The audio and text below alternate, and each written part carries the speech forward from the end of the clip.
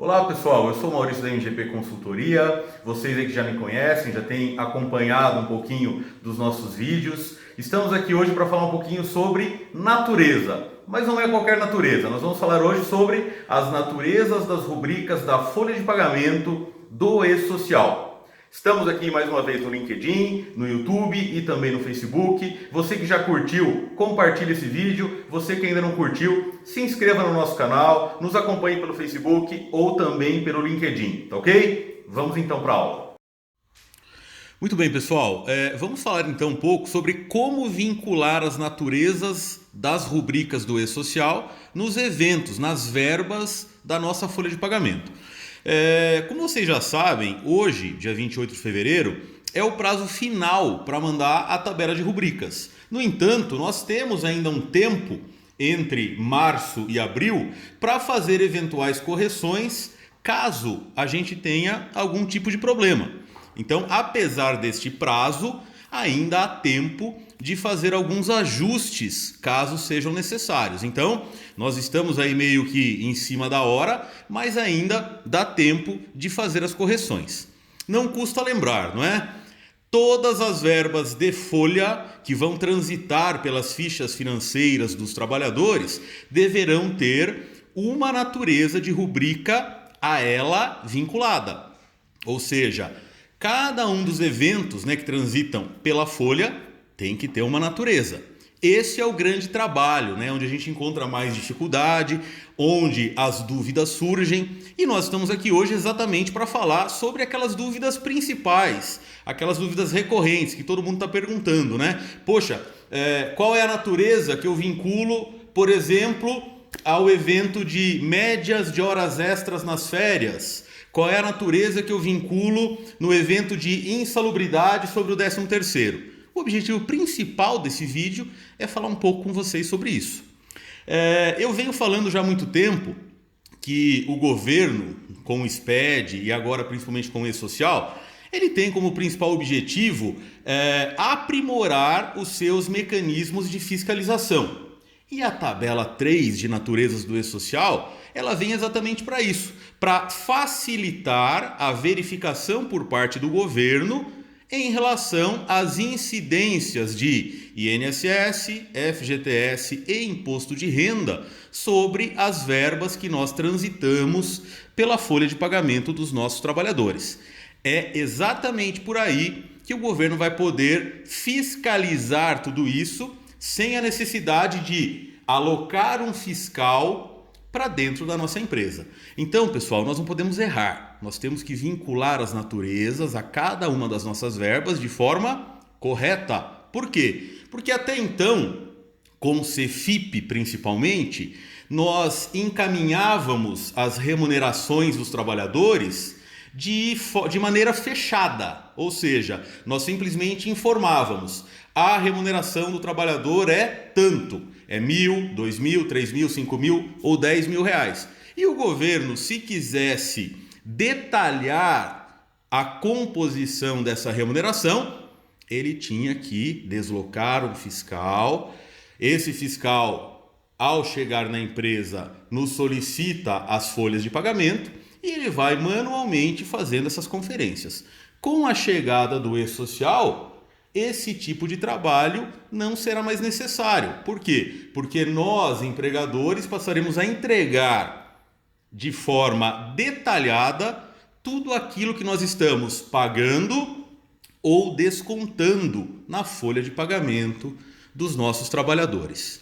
Bom, como eu falei para vocês, muita gente está com dúvida em relação a determinadas verbas e as naturezas que devem ser vinculadas. Especialmente quando nós falamos de férias, de 13º, de férias em rescisão, de 13º proporcional, de aviso prévio indenizado, dentre outras.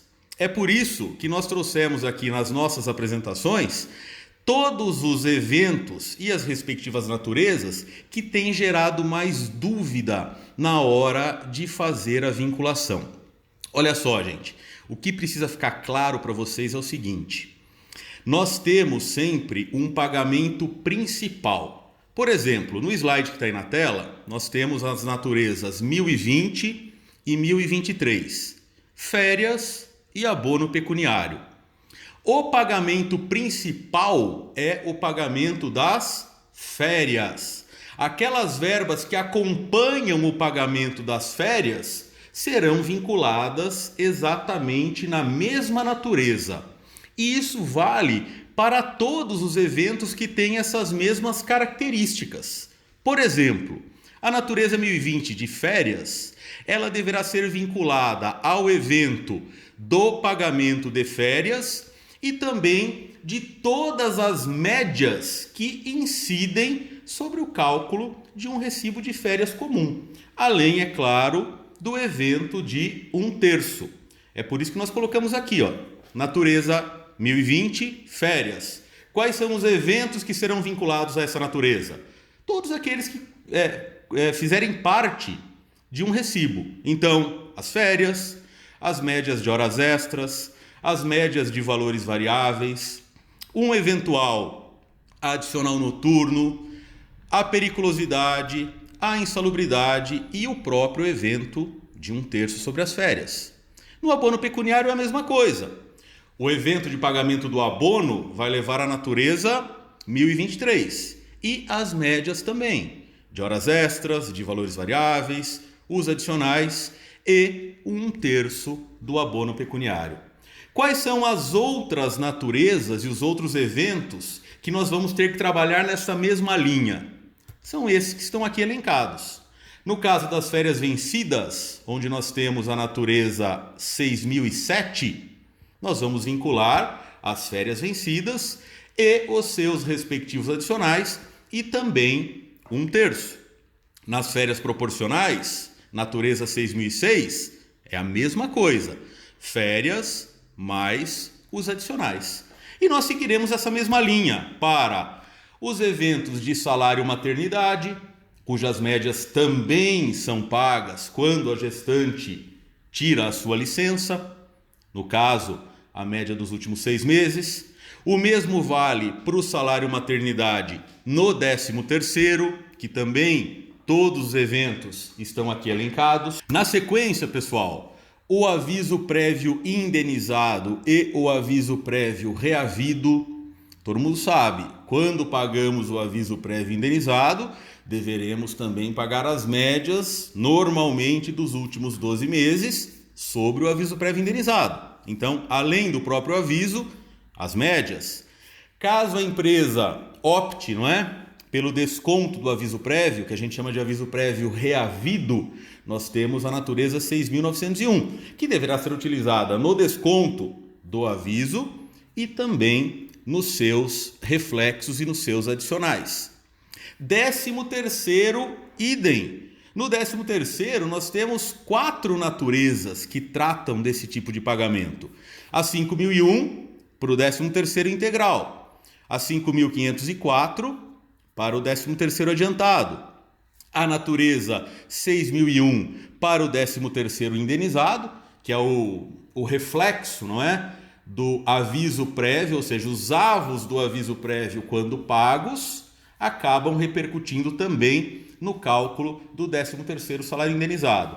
E claro, o 13º proporcional, que também é pago em rescisão, naturezas 6.001 e 6.002. E por último, nós temos também as naturezas das indenizações. A natureza 6.104 para o pagamento das indenizações previstas no artigo 479 da CLT, que é aquela indenização que a empresa tem que pagar caso o contrato de trabalho por prazo determinado, inclusive o contrato de experiência, é rescindido por iniciativa do empregador. Então, se o empregador resolve rescindir o contrato por prazo determinado, ele tem que indenizar o trabalhador em metade dos dias faltantes para o término desse contrato. E claro, há incidência também das médias de horas extras, de valores variáveis e também dos adicionais. Uma indenização também por quebra de estabilidade que pode acontecer, de repente o trabalhador ele tem estabilidade por conta de uma previsão sindical, né, de uma convenção coletiva, ou mesmo outras estabilidades, como por exemplo acidente de trabalho ou CIPA. Vale dizer aqui que essas estabilidades, né, nunca devem ser quebradas, porque a gente sabe que a estabilidade, na verdade, ela é de emprego e não de salário. No entanto, se a empresa resolver fazer esse pagamento, existe aí a natureza 6.107, que é a indenização por conta de quebra de estabilidade. Havendo reflexos, ou seja, médias a serem pagas, a natureza será a mesma. E por último, um desconto, né? Aí ao contrário da natureza 6.104, é a natureza 6.904. Nesse caso, quando existe, não é, um contrato de trabalho por prazo determinado e o empregado resolve rescindi-lo, a empresa pode descontar também o valor equivalente à metade dos dias que faltam para esse contrato terminar. Havendo médias sobre esses valores, esses descontos poderão acontecer. E a natureza a ser vinculada em todas as médias e adicionais é a mesma. No caso, a natureza 6.904. Então, o que tem que ficar claro é que os pagamentos adicionais, eles vão seguir sempre a natureza do pagamento principal. Isso vale para as férias, para o 13º, para a licença maternidade, para as indenizações também. Por último, gente, eu quero falar um pouquinho com vocês sobre algumas naturezas que nós temos que ter uma atenção especial. A primeira delas é a natureza 1010, salário in natura. Por que o salário in natura? Porque muitas vezes as empresas acabam pagando, né, ou seja, desembolsando determinados valores em bens ou serviços para os seus trabalhadores, e as empresas acabam se esquecendo que sobre esses valores devem existir as incidências de INSS, de FGTS e também de imposto de renda. Ou seja, se ficar caracterizado que aquele valor é um valor de salário in natura, esses valores devem transitar pela folha de pagamento, devem ter todas as incidências e a natureza 1010. Outra natureza importante, 1407, auxílio educação. Aquelas empresas que não cumprem os requisitos que caracterizam de fato o auxílio educação, pode ser que tenha, né, que pagar esse tipo de verba de reembolso, por exemplo, não como auxílio educação, mas sim como salário in natura. Então nós temos que ficar atentos aos requisitos que caracterizam de fato um salário educação.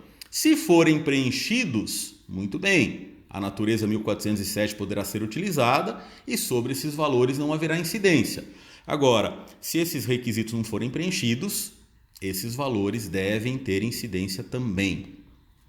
Outros itens importantes: natureza 1620 e natureza 1621, respectivamente o ressarcimento de despesas por uso de veículo próprio e também o ressarcimento de despesas de viagem. Sobre esses valores, pessoal, não há incidência de impostos nem de encargos. No entanto, esses valores devem transitar pela folha de pagamento para que possam ser enviados ao E-Social. Normalmente, esses valores transitam como um evento informativo, porque esse pagamento normalmente é feito fora da folha, mas tem que transitar, porque tem natureza que faz esta previsão. No caso, a 1620 e a 1621.